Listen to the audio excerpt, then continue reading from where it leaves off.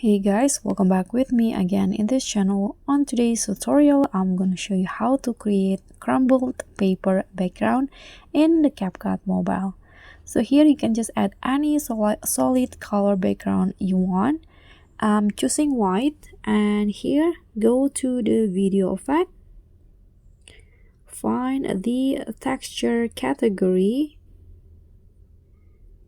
this one, and then select the fold for this one, fold for effect. Now you have that crumble paper. You can adjust the texture as you like.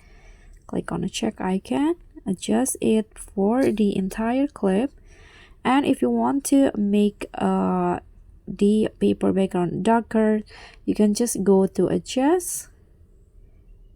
Here, click on the grabs and just make the curve like this to make it dark. Okay, like this, and you are done. Click on the check icon, and that's it. Thank you so much for watching. Don't forget to like, comment, and subscribe. Also, click on the thanks. Bye.